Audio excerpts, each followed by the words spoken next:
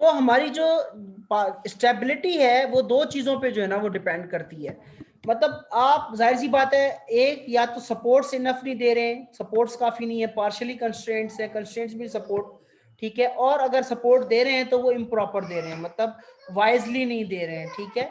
वो किस तरह है, आप अगर देखें, ये अगर स्ट्रक्चर देखें, ये जो आपका ये जो सामने जो स्ट्रक्चर है, इसमें जो है ना वो हमारा एक कॉलर है, ये कॉलर जो है ना वो हॉरिजॉन्टली इसमें रेस्ट्रेनिंग नहीं है, it means it can move here and there. और ये जो लोड है हमारा इंक्लाइंड इसके ऊपर लग रहा है, तो स्ट्रक्चर स्टेबल नहीं हुआ, जैसे लोड लगेगा तो structure will moving towards this direction, ठीक है। इसके दो कंपोनेंट बनेंगे ना लोड के, एक ये कंपोनेंट बनेगा हॉरिजॉन्टल हमारा, एक हमारा जो कंपोनेंट बनेगा वो हमारा वर्टिकल कंपोनेंट बनेगा। तो इट मींस के दो रिएक्शंस हालांकि मौजूद हैं इसके, मोमेंट और वर्टिकल रिएक्शंस के अगेंस्ट, लेकिन अगर ये इंक्लाइन लोड लग रहा है तो दिस विल नॉट बी मतलब स्टेबल। इट मींस के इसको और भी सपोर्ट चाहिए जो इसको हॉरिजॉन्टल लोड के अगेंस्ट जो है ना वो अपोजिट एंड इक्वल जो है ना वो रिएक्शन दे। ये पार्शियल कंस्ट्रेनिंग है। इम्प्रॉपर कंस्ट्रेनिंग क्या होती है जी, इम्प्रॉपर कंस्ट्रेनिंग में भी दो चीजें होती हैं। एक तो आपके रिएक्शंस कॉन्करेंट हो, कॉन्करेंट आपने पढ़ा होगा मैकेनिक्स में, फिजिक्स में भी पढ़ा है कि आपके सारे के सारे जो रिएक्शंस है वो वन पॉइंट पे जो है ना वो एक्ट कर रहे हो। देखें, ये फोर्स है, ये भी एक ही पॉइंट ओ पर आ रही है, ये फोर्स भी पॉइंट पर आ रही है, ये जो एफ बी है ये भी जो है ना वो हमारी पॉइंट ओ पर आ रही है। जब आपके सारे के सारे जो सपोर्ट रिएक्शंस है वो कॉन्करेंट होंगे, फॉर एग्जाम्पल मैं पॉइंट ओ पे मोमेंट लेता हूँ, ठीक है, पॉइंट ओ पे मेरा मोमेंट जो फोर्स की वजह से आएगा पी डी आएगा, P इंटू डी, जाहिर सी बात है ये जो डिस्टेंस है वो यहाँ पे ये कवर करेगी P इंटू डी। लेकिन उसके बाद कोई भी मोमेंट नहीं आया क्योंकि ये सारे के सारे कॉन्करेंट हैं, तो एफ सी की वजह से जो मोमेंट होगा वो भी जीरो होगा, एफ ए की वजह से जो मोमेंट होगा, ये सारे के सारे मोमेंट जो होंगे ये एफ सी की वजह से भी जीरो होगा, और एफ बी तो ऑलरेडी वो भी उसी एक्सिस में आ रही है। तो कॉन्करेंसी की वजह से रिएक्शंस मोमेंट के खिलाफ कुछ भी नहीं कर पाएंगे। सपोर्ट्स, ये जो तीनों सपोर्ट्स हैं ये मोमेंट रिएक्शन के खिलाफ कुछ भी नहीं कर पा रही हैं, क्योंकि ये तीनों की तीनों एक ही पॉइंट पे कॉन्करेंट है। इसी वजह से ये स्ट्रक्चर आपका क्या होगा जी, ये स्ट्रक्चर आपका अनस्टेबल होगा। सीधा बात है ना, ये लोड यहाँ पे लगेगा तो ये रोलर है, ये चलना शुरू होंगे, ये जो है ना बीम आपका लाइक जो है ना वो पूरा का पूरा यूं जो है ना वो स्लाइड कर जाएगा, ठीक है। इसके अलावा दूसरा जो इसका जो पोजीशन है वो क्या है, रिएक्शन सारे आपके क्या हो, पैरेलल हो। एक आपके रिएक्शंस कॉन्करेंट हो, एक आपके रिएक्शंस क्या हो जी, पैरेलल हो। अगर आपके सारे रिएक्शंस पैरेलल होंगे, देखिए जिस तरह ये बीम है, ये रोलर्स हैं सारे, मैं लोड ये हम ये लगा रहे हैं, इंक्लाइन लोड लगा रहे हैं, तो इसका हॉरिजॉन्टल कंपोनेंट जो है, वर्टिकल कंपोनेंट को तो चलो ये वाले वर्टिकल रिएक्शंस जो है ना ये कैटल कर लेंगे, लेकिन ये जो हॉरिजॉन्टल कंपोनेंट है वो तो बीम को ये जो है ना गाड़ी की तरह आगे ले जाएगा यहाँ, तो ये भी जो है वो अनस्टेबल हो जाएगा। तो ये जो है ना, एक तो आपका ज्योमेट्रिकली आपने देखना है, एक आपका मैथमेटिकली आपने देखना है, एक आपने देखना है ज्योमेट्रिकली। ज्योमेट्रिकली अगर आपका मतलब अनस्टेबिलिटी, एक तो है आपकी जो सपोर्ट्स है वो काफी ना हो, पार्शियल कंस्ट्रेनिंग हो, एक है आपकी इम्प्रॉपर कंस्ट्रेनिंग हो, सपोर्ट सही तरीके से प्रोवाइड ना की गई हो। इम्प्रॉपर कंस्ट्रेनिंग में भी दो टाइप्स हैं, एक है आपके रिएक्शंस पैरेलल हो, एक है आपके रिएक्शंस कॉन्करेंट हो। अभी हम इंशाल्लाह ताला इसके ऊपर एग्जांपल्स करेंगे तो फर्दर आपको ये चीजें क्लैरिफाई हो जाएंगी। इसके अलावा मैथमेटिकली आपको कैसे पता चलेगा कि आपका स्ट्रक्चर अनस्टेबल है, जब आर लेस देन होगा 3n, ठीक है। अब इक्वेशन के थ्रू याद रखिएगा, अगर आर की वैल्यू 3n से कम है तो स्ट्रक्चर हमारा अनस्टेबल होगा। आर की वैल्यू चाहे 3n के बराबर हो या ज्यादा हो, लेकिन अगर रिएक्शन सारे के सारे पैरेलल हैं या कॉन्करेंट हैं, तब भी आपका जो स्ट्रक्चर है वो आपका स्ट्रक्चर क्या होगा जी, अनस्टेबल होगा। डू यू गेट इट, ठीक है। तो आपका अगर स्ट्रक्चर अनस्टेबल है, फिर चाहे वो स्टैटिकली डिटर्मिनेट हो या इनडिटर्मिनेट हो, कोई फर्क नहीं पड़ता, आपको ऐसे स्ट्रक्चर्स को अवॉइड करना चाहिए जो अनस्टेबल हो, ठीक है।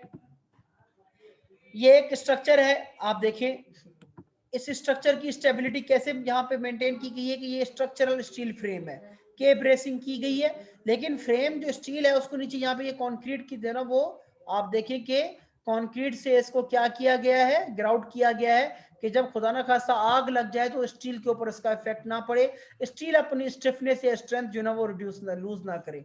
तो ये भी एक उसकी स्टेबिलिटी के लिए एक जो है ना वो एक मेजर की गया है कि वो स्ट्रक्चर जो है ना वो हमारा स्टेबल रहे। ठीक है, अच्छा जी। इसके बाद ये एग्जाम्पल्स हैं इस स्टेबिलिटी के प्रॉब्लम को जो है ना वो समझने के लिए। वो ये है कि ये आपका एक स्ट्रक्चर है, आप इसको चेक करेंगे कि ये स्टेबल है या नहीं है।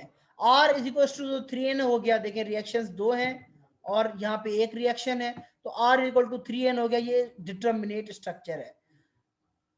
रिएक्शंस कॉन्करेंट नहीं है, देखें रिएक्शंस कॉन्करेंट नहीं है, सारे रिएक्शंस पैरेलल नहीं है, इट मींस कि ये आपका स्ट्रक्चर जो है वो स्टेबल है। इस स्ट्रक्चर को अगर आप देखें तो R is equal to 3n तो मौजूद है, डिटर्मिनेट है, लेकिन सारे के सारे रिएक्शंस जो है वो इस पॉइंट बी पे क्या है, कॉन्करेंट है।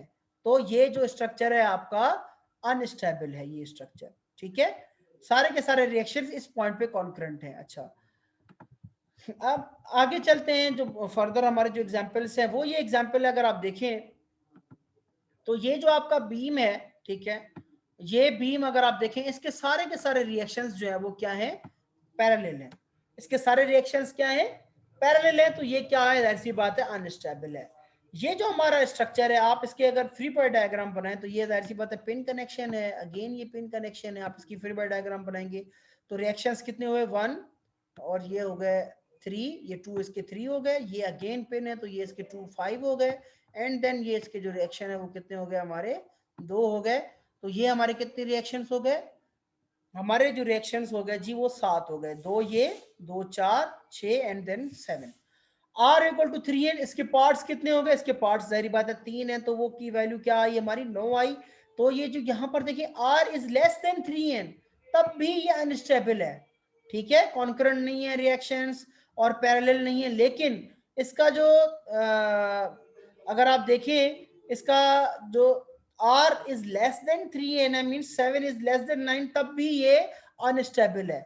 देखिए ये अनस्टेबल आपको इक्वेशन ने तो बता दिया, लेकिन आप खुद भी देख सकते हैं कि यहाँ पर कोई भी इस जगह पे एक ही वर्टिकल रिएक्शन है, यहाँ पर हॉरिजॉन्टल रिएक्शन कोई नहीं है। तो जब ये स्ट्रक्चर अगर फॉर एग्जांपल इस पे मैं अगर यहाँ पे ये लोड लगा दूं, ये P लोड लगा दूं यहाँ पे, तो सीधा सीधा ये स्ट्रक्चर जो है ना वो ये सपोर्ट यहाँ पर वर्टिकल रिएक्शन, हॉरिजॉन्टल रिएक्शन कोई नहीं है ही नहीं, रोलर है, तो ये रिएक्शन जो है ना वो सीधा इस तरफ मूव करना शुरू कर देगा और स्टेबल नहीं रहेगा। ये बाय इंस्पेक्शन भी यहाँ पर आपको नजर आ सकता है इसमें। तो कहने का मकसद ये है कि आपका जो ये जो सारे के सारे जो एग्जाम्पल्स हैं आप इनको प्रैक्टिस करें। आपकी आरसी हिबलर की बुक है, इसमें जो है ना एक्सरसाइजेज मौजूद हैं, वो एक्सरसाइजेज भी मैं आपको अभी जो है ना वो दिखा देता हूँ जी। वो एक्सरसाइजेज एक दफ़ा आप देख लें, इंशाल्लाह आई होप कि आप लोग उन एक्सरसाइजेज को भी जो है ना प्रैक्टिस करेंगे। अगर आप प्रैक्टिस करते हैं तो वेल एंड गुड, वो प्रैक्टिस जो है ना आपकी वेरी आपके लिए बेनिफिशियल रहेगी आई होप, और आप लोगों को कोई जो है मुश्किल भी पेश नहीं आएगी। मैं उसको स्क्रीन शेयर कर लेता हूं आपके साथ उस बुक की, आरसी हिबलर की, जी ये रही। ठीक है, आरसी हिबलर की अगर आप बुक देखें तो उसमें ये एक्सरसाइजेज हैं। ठीक है, ये एक्सरसाइजेज अगर आप कर लेंगे, ये प्रैक्टिस करें, ये सारे के सारे एग्जाम्पल्स जो है ना, तो ये एग्जाम्पल्स आपके स्टेबिलिटी एंड डिटर्मिनेसी के ऊपर है।